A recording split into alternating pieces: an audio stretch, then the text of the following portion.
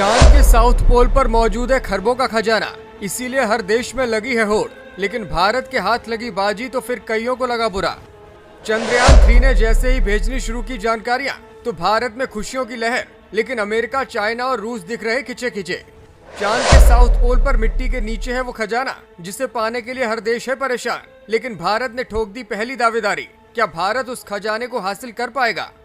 सोने से भी कीमती है यहाँ की बर्फ। खजाना न मिलने की खींच तो इंग्लैंड की मीडिया में साफ दिखी, जो बधाई देने की जगह करने लगे विलाप। भारत के चंद्रयान 3 ने जैसे ही चांद के साउथ पोल पर लैंड किया, उसके तुरंत बाद ही बधाइयों का दौर लग गया। लेकिन कई देश इस बात से अपने बाल नोच रहे हैं कि जो खजाना चांद पर है वो अब उन्हें नहीं मिल पाएगा, बल्कि उसके ऊपर भारत ने दावेदारी पेश कर दी है। हिंदुस्तान का डंका धरती से चांद तक बजा तो फिर जो हमें गुलाम और गरीब समझते हैं वो चिढ़ने लगे और बधाई देने की जगह विलाप करने लगे। खैर, इन लोगों की बात बाद में करेंगे। पहले बात खबरों के उस खजाने की जो चांद के साउथ पोल पर मौजूद है। और साउथ पोल पर इकलौता देश हिंदुस्तान है जो पहुंच सका है।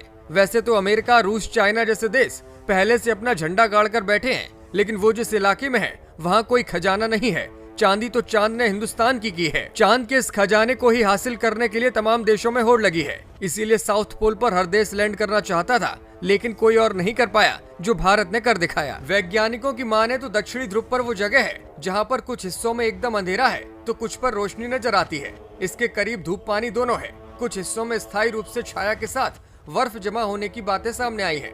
अमेरिकी अंतरिक्ष संस्थान नासा का दावा है कि चंद्रमा के दक्षिणी ध्रुव के कुछ गड्ढों पर तो अरबों सालों से सूरज की रोशनी नहीं पहुंची है। इन गड्ढों वाली जगह का तापमान -203 डिग्री सेल्सियस तक गिर सकता है।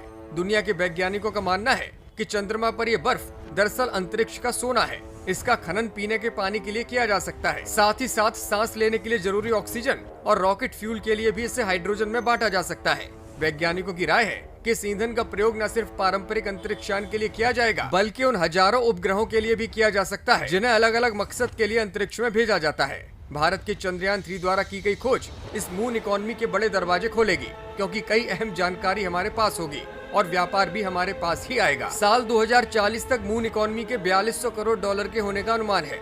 चांद तक ट्रांसपोर्टेशन का बिजनेस 2040 तक 42 अरब डॉलर का हो जाएगा। इसके अनुसार मून इकोनॉमी के 2026 से 2030 तक 19 अरब डॉलर, 2031 से 2035 तक 32 अरब डॉलर और 2036 से 2040 तक 42 अरब डॉलर तक जाने का अनुमान है। चांद पर मौजूद खनिजों की बात करें तो इससे तमाम ऐसे प्रोडक्ट बनाए जा सकते हैं जिनके लिए अभी भारत को दूसरे देशों पर निर्भर रहना पड़ता है। और भारत ने अगर इन खनिजों को अपने हिस्से में ले लिया तो फिर सारी दुनिया भारत को सलाम करेगी। लेकिन फिलहाल हर देश में होड़ लगी है कि कैसे भी हो इन खनिजों पर भारत से पहले कब्जा जमाया जाए। लेकिन ऐसा फिलहाल संभव नहीं लगता, क्योंकि साउथ पोल पर सिर्फ भारत ही है जिसने अपना तिरंगा फहरा दिया है।